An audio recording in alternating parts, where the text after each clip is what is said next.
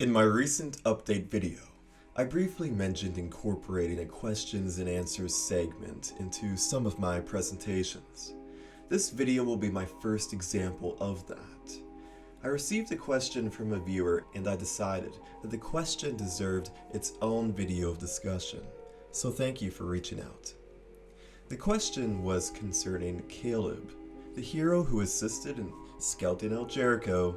Jason asked us in paraphrase, I was wondering if you can offer any insight into the apparent discrepancy in the following verses.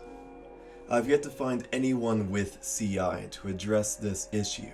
Any insight would be appreciated. And he quotes Numbers 32:12. Except Caleb, the son of Jephunneh the Kennizzite, and Joshua the son of Nun, because they have followed Yahweh completely. And in Genesis 15:18-21.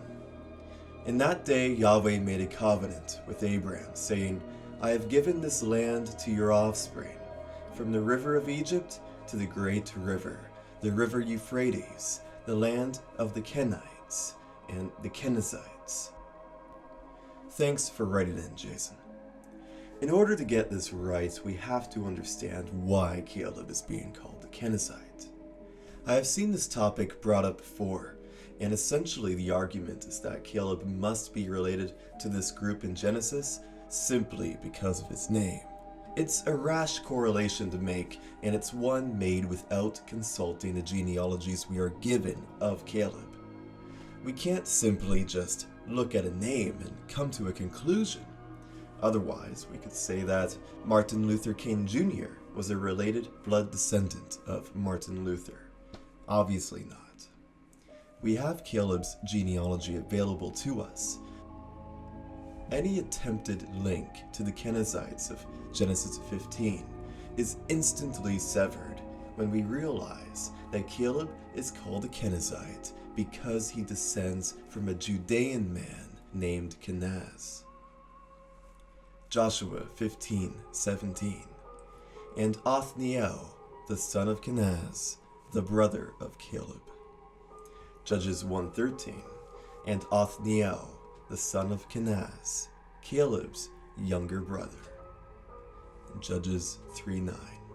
And when the children of Israel cried unto Yahweh, Yahweh raised up a deliverer to the children of Israel, who delivered them, even Othniel the son of Kenaz, Caleb's younger brother. Here we have three witnesses that Caleb and Othniel are brothers. Possibly in a more tribal sense, because it might be because they share a patriarch, or they might be literal brothers. We're going to explore the two possibilities. Either way, Caleb being called a Kennizzite begins to make more sense here, being that he descends from a Judean man named Kenaz, who himself is being counted as Othniel's father. This is also evident because if we look at Chronicles, both Caleb and Othniel are included in the genealogy of Kenaz found in 1 Chronicles chapter 4.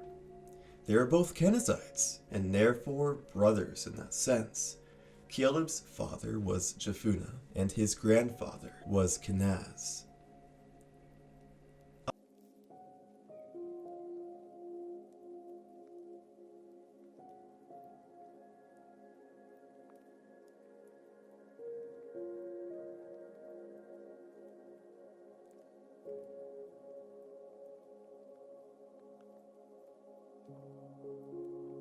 Othniel might have also been a son of Jephunneh, and he might have possibly been counted as a son of Kenaz, even though he was a grandson.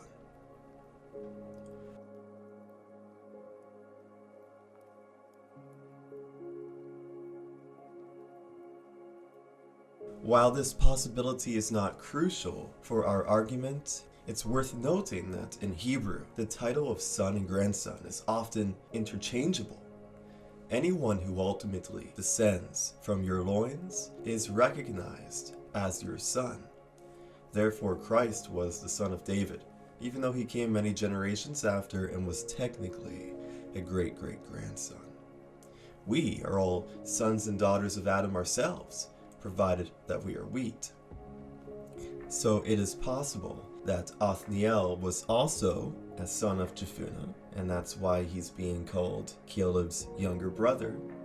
And he was being counted as a son of Kenaz for a reason that might not be apparent. Perhaps he was more similar to Kenaz in nature and respect than Caleb was.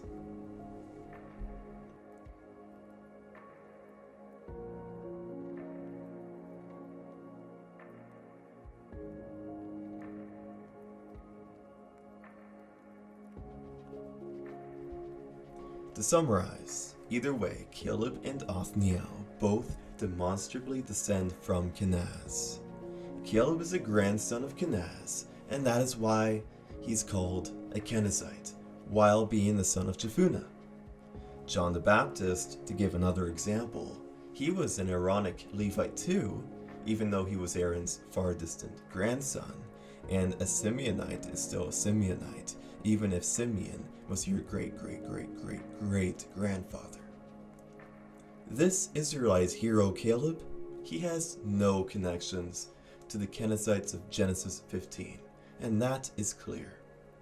Caleb would not be mentioned in the genealogy of the tribe of Judah either if he were not a part of that tribe. When we see the sons of Kenaz listed in 1 Chronicles chapter 4, it is a part of the genealogies of the tribe of Judah.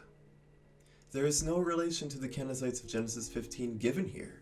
We can see that Caleb is called a Kennizzite because he is related to Kenaz, the descendant of Judah.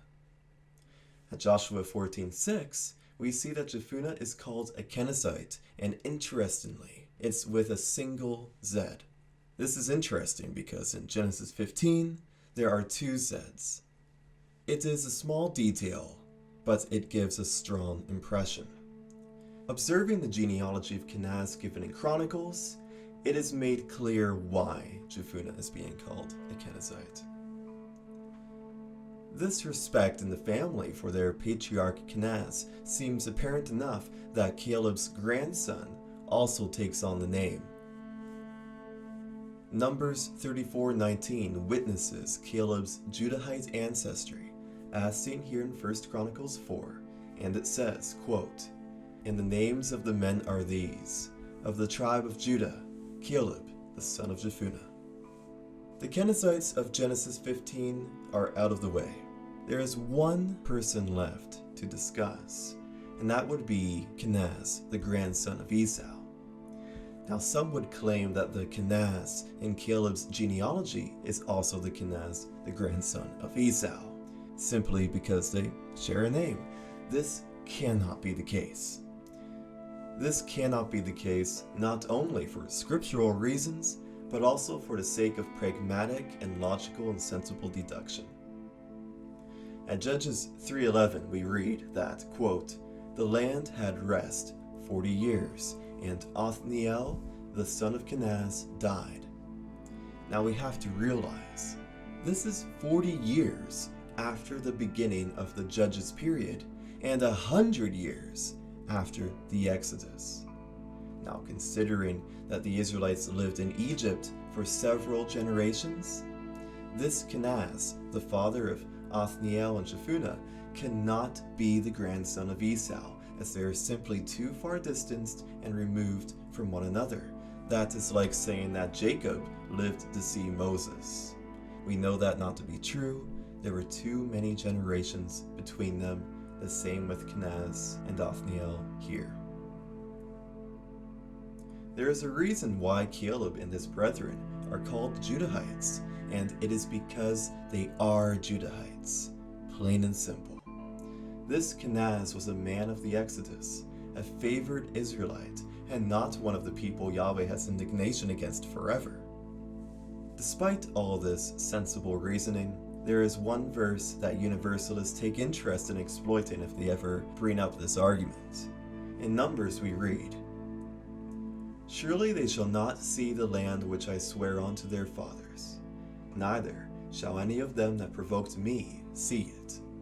But my servant Caleb, because he had another spirit with him, and has followed me fully, him will I bring into the land whereinto he went, and his seed shall possess it. Some would take that verse and they would say, look, Caleb has another spirit. That must mean he is an Edomite. No, that is a naive and childish view. First of all, the use of the word spirit in that verse has nothing to do with the Spirit of God within us, but to the mentality of a person. If we actually read the passage in context, we see that the generation of Israelites are being prevented from seeing the promised land due to their sin and their lack of trust in Yahweh. Then, Caleb is being compared to them. Caleb is not being condemned in that verse, but is rather being commended and praised as he stands out from among his brethren. His mentality is the opposite of them, as he trusts in Yahweh. That is his different spirit. That is his different mentality. If he actually had a different spirit than the Israelites, if he actually was an Edomite, then he would have acted like an Edomite. Just as Christ said, if you were actually true, unadulterated descendants of Abraham, you would act like Abraham. If this Caleb was an actual Edomite, he would be slaying the priests of Levi, or he would be raising the tents and the formation in the wilderness. He would not be following Yahweh when his brethren didn't.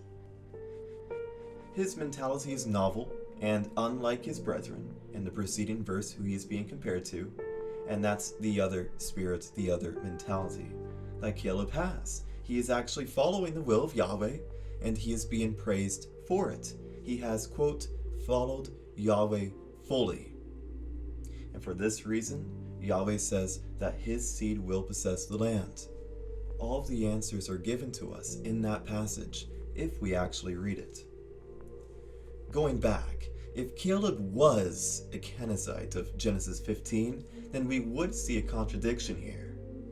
Abraham was told that his seed would take the land away from the Kenizzites and the other Canaanite races, not the other way around. Not that some Kennizzite would go into the land with the Israelites and that his seed would possess the land. We must believe what our scriptures tell us regarding the genealogy of Caleb. The name Kenaz itself comes from a Hebrew word which means hunter. Now, there are many fine men among us today with that name, its English equivalent, and they are not related to Kenaz the Edomite or the Kenizzites of Genesis 15 or some infamous hunter from English history. We have to look past names and consult genealogies. Caleb was an Israelite hero who we can look up to and respect. He had trust in Yahweh at a time when his brethren didn't.